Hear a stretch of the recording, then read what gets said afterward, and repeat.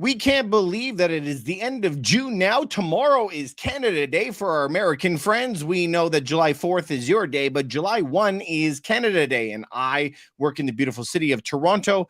And we're going to be looking into all the things that you need to know for the second half of this year. So 6 months has gone by, and man, has it ever been like a rocket ship. News almost every single day, and things that we never expected ever to happen has been happening. We're going to be covering what has happened and, more importantly, what we expect for the second half of the year. So we're going to be covering Toronto homes, detached, semi-detached, and condos. We're going to be looking at Hamilton, Mississauga, Vaughan, and Scarborough.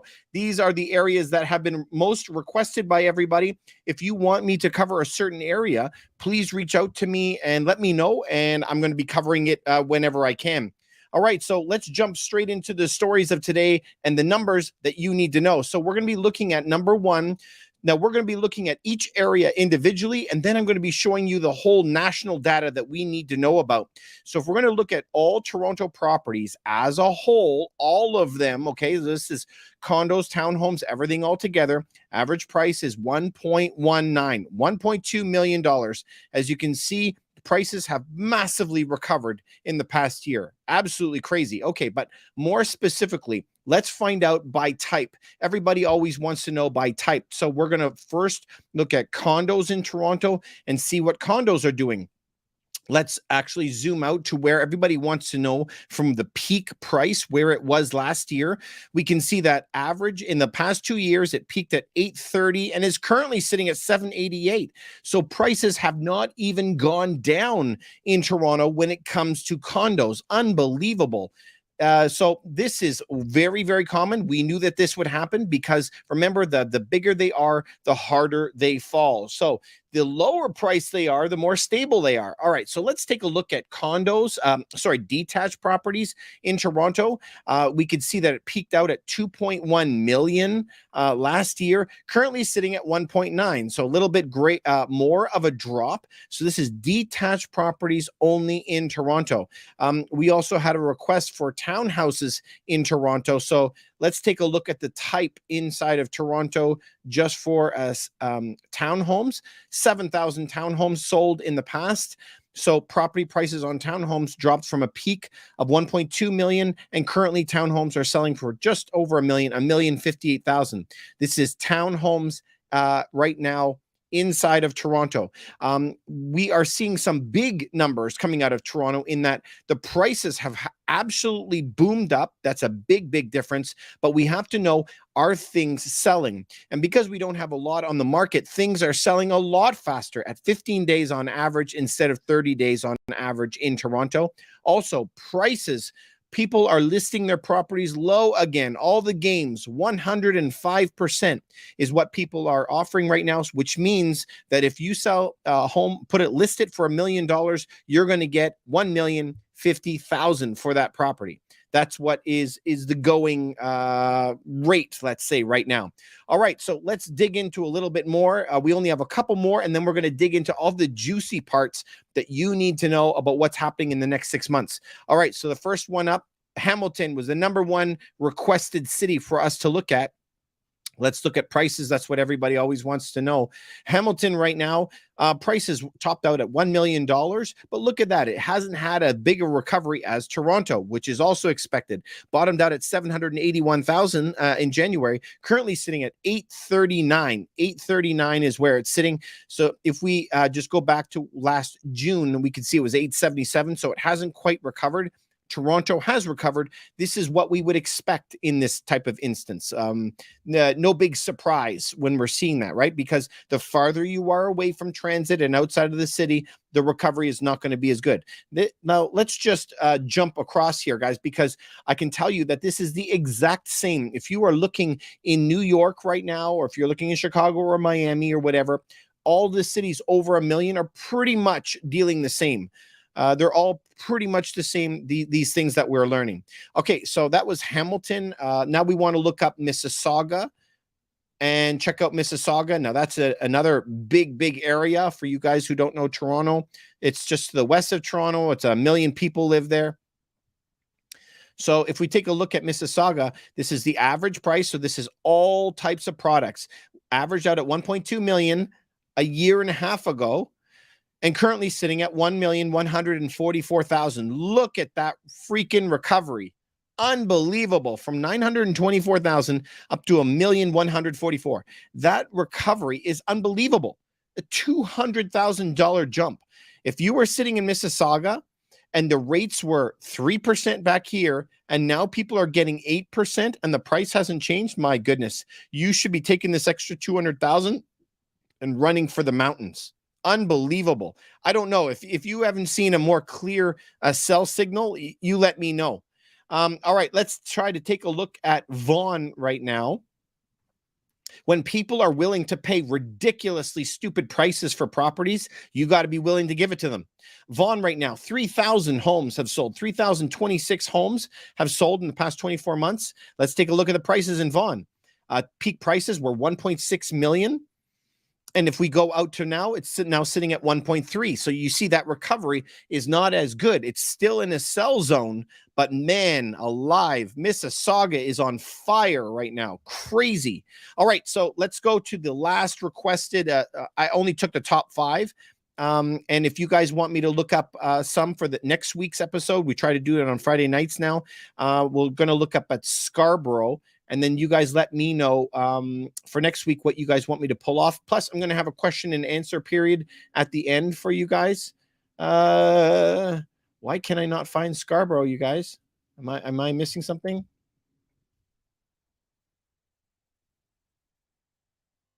I can't find Scarborough.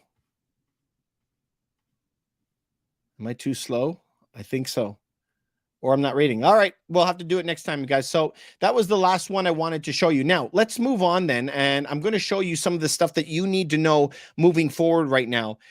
So these are the important facts. So if you guys want me to look up certain areas, I will have a question period after.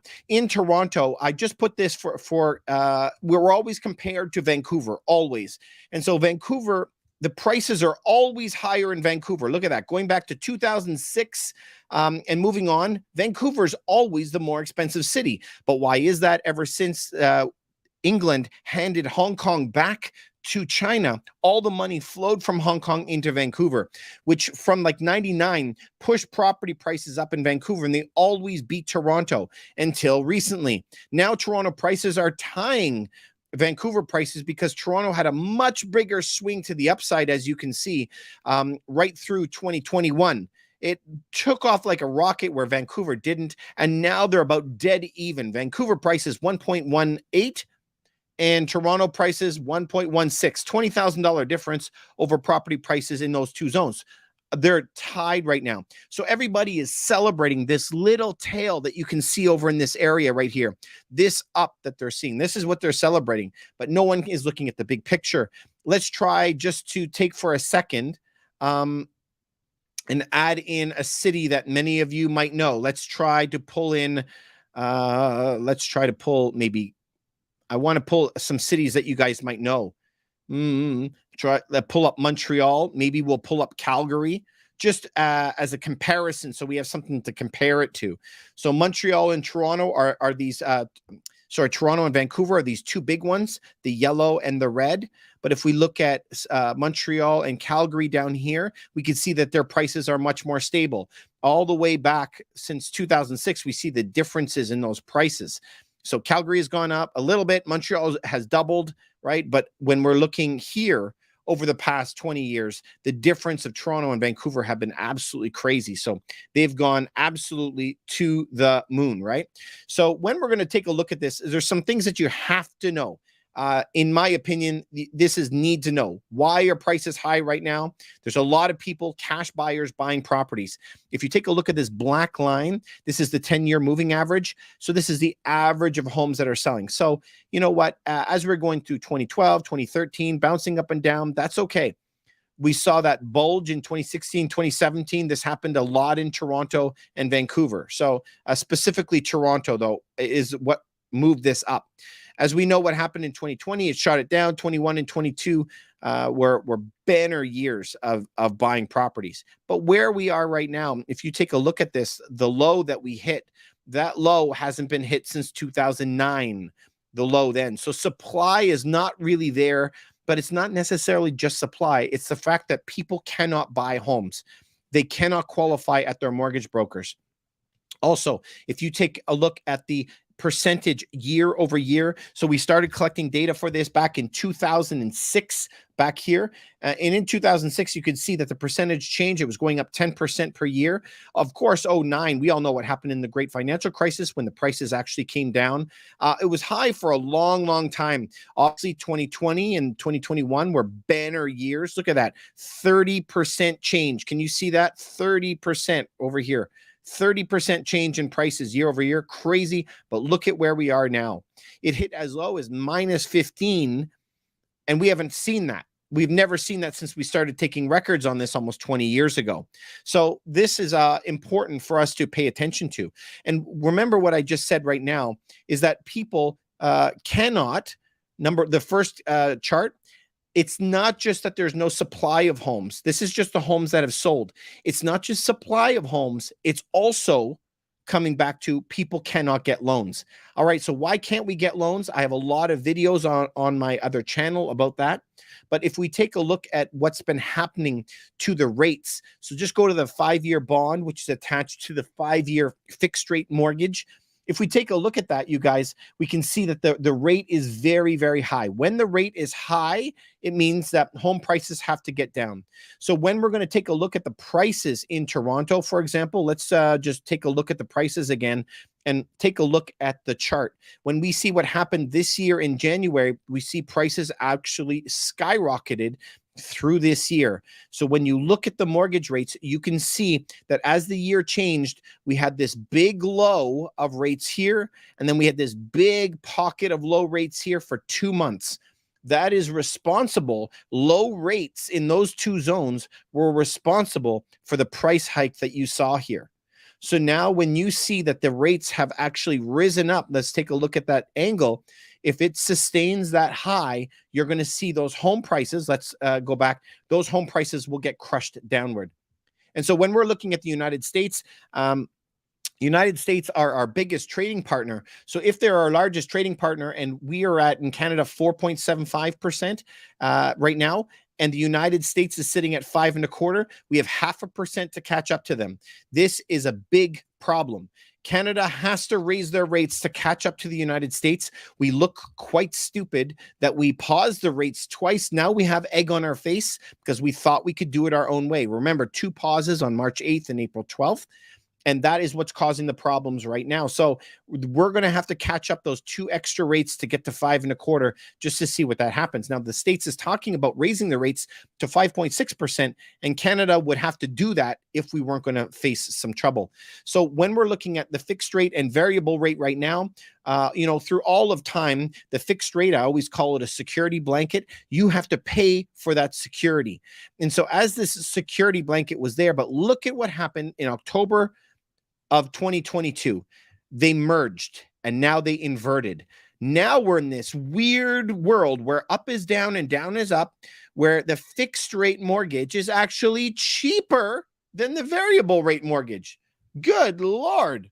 That's unbelievable. And for quite a while here, it was different by 1%. Look at that, 1% different. But ever since the Bank of Canada just raised their rates, you can see right there all of these steps in blue, and they have been closing that gap a lot now. So now the difference is only 0.7. So it's still inverted, but it's still not where it should be. Whenever you see the fixed rate below the variable rate, you should know that something very dodgy and dangerous in the market is happening. And so this is where the problem is lying. Right now, $1 million mortgage last year at 2% for 25 years was a $4,200 payment. Today, you would need a $600,000 mortgage with the new rates to equal a $4,200 payment, which would, people's salaries are not going up, which would say that it should force prices down by 40% to compare to that, not accounting for inflation. All right, so if you had $1 million mortgage last year and $1 million mortgage this year, and we add in the 2% from last year and 7% now, Same. What would the payments be different? From $4,200, and it would skyrocket all the way up to $7,000.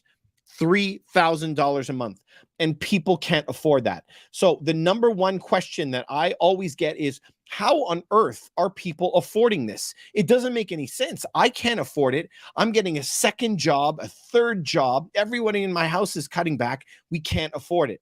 And the answer is very, very tricky and dangerous. So you see the payment went from $4,200 to $7,000. You can get this at any mortgage calculator you want online. It's free. Mortgagecalculator.org is where I am right now. Please feel free to go and look at it. So this is what's happening. This is the article that came out this week. 60, 70, 90-year mortgages as Canadians are struggling with these rates. So how does that work? If you just go, I just typed in BMO and look that up, they're going to say, okay, so do you see in this example here at a 4% mortgage, you have all of the black is principal and the blue is interest. And your total is $2,100. I mean, laughable, first of all, right? Who has a $2,100 payment? But if your interest rate goes up to 5.5, the payment still stays at $2,100. It has not changed. But now the amount of principal got drastically reduced. Now your payment is almost all interest. Well, David, the rates are higher than 5.5 right now. Okay, let's move on. So then this comes to what they call a trigger rate. So at 4%, I'm paying a lot of principal, still the same payment at $2,100. At 5.5%, I'm only paying a little bit of principal. But what happens now if the interest rate goes up to 6.9 like it is right now? Well, then your entire payment becomes principal, not just your entire payment. Notice this line at the top. Just the interest portion is even greater than your total payment. So you're not even paying the interest. So what do the banks do? Well, you can go take a look at the Bank of Canada, what they allow. They know the number of people that are on this trajectory. They know that only these people here before this line are the people who have hit their trigger rates so far, where they can't even afford the interest on their mortgage. And we have all of these people that are coming due as well. This is on Canadian Mortgage Trends. You can go take a look at it. So if we go to the Bank of Canada's website, they try to explain it to you quite easily. So you have one portion in yellow, which is principal, and the interest on the bottom, which is in blue. So as the interest raises and goes above, notice what they start doing in the yellow squares right there. They start adding the amount of money that you're missing to your total and making the mortgage go longer and longer into your future. That right there is the danger. And this is what they're talking right now, where we're seeing 60, 70, 90-year mortgages. We have one client that called me, my hand to God, 101 years on their mortgage. 101. Just try to fathom that. You couldn't pay it off. Your kids couldn't pay it off. Your grandkids would have to pay off the house. If you have something like that, you need to sell your property. You need to get out before you're smooshed like a cockroach, like Mr. Wonderful always says. He says you're going to get smashed by these giant bugs, giant banks. Sorry about that. So let's move on. So this is what's going to happen. They keep stacking that principal to the end of your mortgage. And there is coming your danger. So how many people have this? Well, they're saying right now, fixed rate mortgages, they're up to 79% of people. But we also know that the number of people who have hit their trigger rate, according to the Bank of Canada Mortgage Trends, the number of people that have hit it, 8 out of 10 people, but we're only 2/3 through. Only these people have hit it so far. There's a whole bunch more people who haven't hit it. And so you're going to ask me, well, David, I thought that this was illegal. I thought that you weren't allowed to actually do that. 25-year mortgage is the maximum that the governments allow you. And guess what? I tell you, you're freaking right. That is the law. So let's try to jump into that a little bit more and dig into what does that actually mean. So in 2020, we're going to play this game here. In 2020, let's say that you had your loan originated in 2020. loan originated. I'm starting that. I just got a mortgage. I just bought my new house. I'm so proud of it. The governments only allow you to do a 25-year mortgage, not like the United States. That's 30 years. But guess what? In Canada, we used to have a 40-year mortgage, dun, dun, dun, like Darth Vader. And when 2007, 8, 9 happened, they said 40-year mortgages are evil. It's the reason for the crash. So they got rid of it. And guess what? In the United States, they got rid of it as well. Not allowed, 25-year maximum. Do you hear me? Got it, sir. And the law says that when you get your loan originated, it can only be 25-year maximum. Now, let's fast forward that till 2025. Let's just say you could choose to lock it in for 1, 2, 3, 4, 5 years, whatever you want. For those of you in America, they have 30-year fixed mortgages. We're not allowed that here. So say in 2025, it comes time to renew, we call it, or renegotiate your mortgage. When you renegotiate your mortgage, what does the law say? Maximum 25 years. But guys, there is a lot of time between 2020 all the way to 2025, right? So this is what happens. If your mortgage rate went from, in 2020, let's just use a number, $3,000, and currently where we're sitting today, it's sitting at $5,000, and you say, I can't afford that. I can only afford $3,000. What they do is add $2,000 to the total at the end. So the bank will let you continue at $3,000, even though your mortgage payment should be $5,000, $6,000, $7,000. But here comes the danger. So we know already, yes, there's a lot of people on 70, 80, 90-year mortgages right now, but they're sitting in this gray zone that I'm talking to you about. But then once you get to this 2025 wall, think of this like a train running into a brick wall, like it's going to crash. You don't have a negotiating tool available anymore. The government is very, very clear that temporary Band-Aid is no longer available to you. When you come up to 2025 or the renew date on your mortgage, it has to snap back to reality. I'm quoting Eminem here, 25-year maximum. So not only would you have to go from a $3,000 payment and shoot it up to a $5,000 payment, not just that, now you've actually added all the interest on the interest that you avoided, and your mortgage is actually going up. At this point in 2023, you might have $1 million mortgage, but by the time you renew in 2021, you've missed so much that now, guess what? You might be at 1.1 million. Your mortgage is going up. This is kind of some dangerous stuff. Now, the governments are allowing this stuff very, very temporarily, might I add, so that you can get your affairs in order. So the governments have been quite clear in telling us that this is coming, and we are allowing it to happen temporarily, so you can get your affairs in order. So are you getting your affairs in order?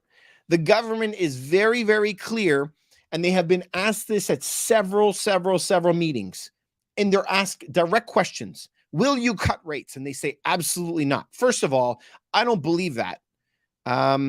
Because what would they say? Just play the devil's advocate on the other side. If they said we're cutting rates in September, everything would grind to a halt and there would be a tsunami. What's bigger than a tsunami? Like the biggest wave on earth, okay, of money flooding into homes, and it would cause inflation like crazy. So they're never going to say that, ever. So I know that that's out of the case. So will they cut rates? That's a gimme. But they mentioned specifically, will you bring back 35-year and 40-year mortgages? And they said, no, absolutely not. That's part of the problem. Okay. They said, will you allow longer mortgages? No. Will you allow people for their negative amortization to continue? And they said, this is a Band-Aid, a temporary relief for you to get your affairs in order. That's a direct quote. So this is what we have to do. If you are not getting your affairs in order, I think that you're in for a big surprise. I think you're going to be in danger. So who is the most people? Who are the people that are going to be in trouble? Remember, the bigger the price, the bigger that you're going to get hurt. That's the short and sweet answer. So let's jump back And take a look. I had this example up for you guys before. We were looking at Toronto and Vancouver, prices of 1.2 million. We're also looking down here at Calgary and Montreal. Okay, so what did the property prices drop in? Okay, we're in Calgary, 520. It peaked out at last spring, and currently sitting at 540. The property prices went up. Okay, but if you're looking in Greater Toronto, property prices went down from 1.3 on average and went down to just under 1.1. So they lost $250,000. So losing $250,000 is a bankruptcy event for a lot of people, whereas Calgary went up. So my point is not all cities are made the same. So when people keep asking, is it a good time to get into real estate? Well, that depends. It depends where you are, what city you are, and what product type that you're looking at. And I get it. I really do get it. Everybody wants a quick, easy answer. Is it a good time? Is it a bad time? But if I could tell you guys, just simply put, that's like saying, is medicine good for you? Yeah. Medicine can save your life. You know, it's very, very important. But you wouldn't just like pick up a random pill on the ground and go toss that pill in your mouth. You would never do that. And so, yes, the right type of medicine is good. It's the same as for real estate. I'm saying that you just don't go buy a strip mall in the middle of Toronto and say, wow, David said real estate is good. It's the right type. So every city is different. And if you're looking at multiplexes, commercial property, office buildings, big McMansions, tiny little houses, mobile homes, it doesn't really matter, right? The product means everything. All right, you guys, that's what I wanted to show you for today. Now, guys, I have a channel called Rough Team Realty, as you guys know, Rough Team Realty. And Rough Team Realty, we're going to be talking more about macro. I'm also opening another channel, which you guys can follow. I'll put the links in all my description. That is going to be specifically for Toronto people, because I have so many Toronto people that are asking me stuff. If you guys know that I am a realtor, I work in Toronto. I'm the broker. And we sell all over the GTA. So if you're looking to sell in Toronto, please go to sellhigher.ca. sellhigher.ca, and you can book an appointment with our team. This is what we do: is we sell properties for more money, faster, and less hassle than our competition. So please reach out there. It's free, doesn't cost you anything. I also want to leave the floor open to you guys and answer questions. We're live today on Facebook and YouTube, and we're live on Instagram and TikTok as well. So if you guys have any questions for me about the broader market, about Toronto, and about investing, about selling your property, that's what we specialize in. I'm happy to try and answer your questions if you have any. So biggest bubble in history? Well, it really depends where, actually. So again, like I was saying, there's so many different markets, you guys. There's big markets and small markets, and they're all going to behave very, very differently. Kitchener was always kind of like separate, but it has become a satellite city of Toronto. So because of that satellite city status, the prices went bananas. It followed Toronto on the way up. Kind of tough. Will house prices ever go down in Alberta? Now, of course, they could go down. It's not going to be really the structural inflation that's going to take it down. It's liquidity. So can people get mortgages? That's going to be the main takeaway. Right now, people are having a hell of a time getting a mortgage. Very, very tired. Not if it's an exuberant market. I'm not really sure what that means, but you could let me know. You're not paying principal, not interest. You're not paying the principal, not interest. Yeah, I guess you're not paying the principal at all. You're correct. But you're also not paying any of the interest whatsoever.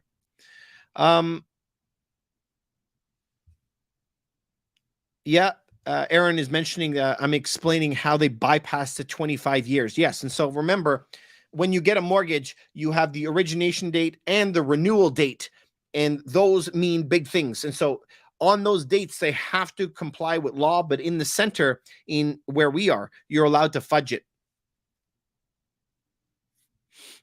So the governments are allowing some really loose things, let's call it, okay? Very loose things when it's coming to paying it, but they're all very, very clear that it's on a time clock.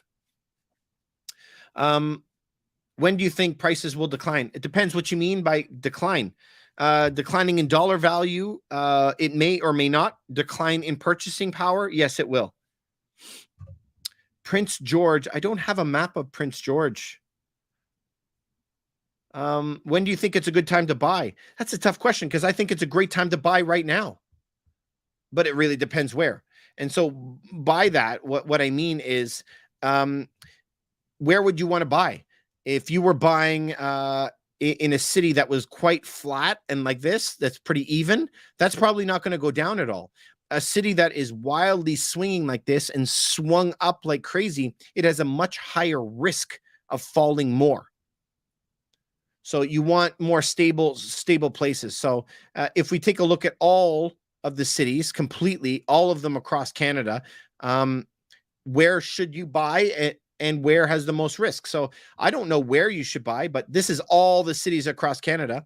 So 50% of it down, these are all lower risk. And the ones at the top are higher risk. So, I don't ever want to tell you. I can tell you for sure it's higher risk or lower risk. So where are they? Oakville, Greater Vancouver, Lower Mainland, Mississauga, Fraser Valley, British Columbia, Victoria, Barrie, Chilliwack. You see those were all at the top. Where is the lower risk ones? Mauricie in Quebec, Central Quebec, Sault Ste. Marie. So give me some of the other ones. Moncton, St. John's, Winnipeg, Estrie, Edmonton, Sudbury. You see all these? Quebec, Alberta, Halifax, Montreal, Bancroft, Huron, Kingston. Those are all much lower risk. So as humans, we're very, very quick to talk about dollars, but we're not very good at understanding inflation, and we're not good at looking at risk. That's our main problems. So we have a question coming in from YouTube. Daniel, how are you? They have to pay it off by term renewal, I think. No, you don't have to pay it off. It's renegotiating. So you have to renegotiate your mortgage terms with the lender at the end of the 5 years. You don't have to pay it off. Yeah, because nobody would have that really, right? If you have a $1.6 million home and a $1.1 million mortgage, no one has $1.1 million just sitting around. You got to go shop between your banks to get a better rate. Do I think Calgary prices will climb next year? Would I recommend selling in Calgary now or wait till next year? This is Steph. So it really depends on your product type. Can you give me a little bit more information? Tell me what kind of property is it? Because Calgary is a pretty stable market, as we saw in the graphs, right? So if it's stable, it depends. Are you talking about a multiplex, a commercial property? Are you talking about a $400,000 detached? What are we talking about, right? I think that would tell you. I'm locked in with a 2% interest rate for another 2.5 years in Calgary townhouse. Oh my God, no, you don't sell that. No. Listen, I'm going to give you some real good principles. These are principles to live by, okay? So principles to live by. Number one, you want to have a low risk strategy, right? So if we're in a low risk strategy, you want to be in a low risk city, and Calgary is a very low risk city. Also, when you're in a city, you have low risk, which is condos and townhomes, medium risk, which would be like a semi-detached, and some detaches. I'm talking about detaches that are under like 750. And then you get into the high risk stuff, which is very large homes, office buildings, strip malls. That's super high risk. So, I mean, you're in a low risk city in a low risk product. Crap. I don't, you just tell me, what is the value of your townhome? Just give me a ballpark. Because if you are in a lower price product, and let's say it's like 500,000 or something like that, my God, you're a triple threat of safety. I would stay there. I'm not saying it doesn't have a chance to go down. I'm saying everything else on the market is going to fall like by a crap ton while yours might lose a little bit. 350, Steph, you got the golden goose. So you're in a great product in a great place, and you're locked in for 2.5%. Oh my God, you're living the dream. I love it. Beautiful. Keep it. I wish you all the success in the world. I think you're going to do great. Absolutely perfect. Here is the problem that the majority of people aren't really looking at right now. This is a bill from Zimbabwe. And I always show it because this is a real bill. I paid for it. This is $1 billion, a billion, $1 billion, but this never bought a cup of coffee. And the government is printing a lot of cash. And so as they're printing a ton of money, we're devaluing the value of the dollar. And that is how you're seeing that is you're seeing when you go to the grocery store now, you're seeing like a thing of milk for $6. I saw 1 pound of butter for $10. My God, it used to be like $4 just a little while ago. And so this is what money printing does. And so you guys think that this is a weird time? No, it's not really. I always show people this $1. This is a real dollar bill from the States from 1928. And on it, it says on it that it is a silver certificate. Silver certificate. It says silver certificate because it was always exchangeable for 1 ounce of silver. And you could go to any bank and hand this in, and they would give you something of real tangible value. Today, it's just a piece of paper. And so if you look at the new dollars today, it actually just says note on it. And it's a promissory note. I promise, with pinky swear, that I will give you something for it. Because it's no longer backed up by anything. So this is all countries of the world. Canada, the States, Europe, Japan, doesn't matter. You pick your poison. How much do you need to afford a $1.5 million house? Well, that's pretty easy, actually. Yeah, you want to do this together, you guys? I'm fine to do it together. How much do you need to buy a $1.5 million house? So if you're over 1.5, you need to put 20% down, right? I hear you guys all collectively saying yes, we agree with that. So if you do $1.5 million, 1.5, I'm doing it on my calculator right now, 1.5 times 0.8, then you can find out you have to have a $1.2 million mortgage. Cool? So now you make your mortgage 1.2, and you have to now put in your rate. What are people getting right now? The guy that I talked to this evening was 6.9. Okay, so 6.9%, which means that you have an $8,000 a month payment. Now, they have to add taxes and insurance to that. So after you add taxes and insurance to that, you're going to be getting closer to $9,500, getting close to $10,000 on your payment. So you're never allowed to spend more than 30% on your on shelter. That's what the banks will allow you to do. So you would have to make around 10 grand and multiply that by 3. So you'd have to be making around $30,000 a month. So you would have to make around, what is that, $360,000 a year? If you make $360,000 a year, then you could afford the mortgage today. So just remember the rule is that you have to have 1/3 can go to shelter. 1/3 of your salary can go to shelter. So the rule is 1/3 of your gross salary, but in reality, let's talk about reality. In reality, you should only ever be 30% of your take-home money, but that rarely happens. Good questions today, you guys. I think that we learned a lot. Thank you very much for coming on. It's a Friday night, and you're spending your Fridays with me. I appreciate it. It's getting late. Listen, you guys, if you want any help, please go to my website at sellhigher.ca. We specialize in selling properties in Toronto. You can go to sellhigher.ca. If you want to ever reach out to me for any reason, you have any questions, just go to contact@Rough Team Realty. Contact@Rough Team Realty. Go up there and send me a message. You just go to the websites and reach out. We're happy to talk to you anytime. Hopefully we can help something happen for you. We want you to make a lot more money. The next 2 years is going to dictate the next 20 years of your life, and hopefully you're going to be safe. Have a great night, everyone. Have a great weekend. Happy Canada Day. And the biggest gift of all for being Canadian and January 1st is Justin Trudeau is going to screw us and give us a gas tax of an extra 14 cents a liter. My God, we're living in clown town these days, you guys. But anyway, keep up the strong fight. If we cannot make enough money to outrun inflation, we're going to be screwed. I want you guys all to be safe. So I hope that you have a fantastic night. Thanks so much. I look forward to your comments. Please like the video. Please follow me on YouTube and both of my channels, and I'll talk to you soon.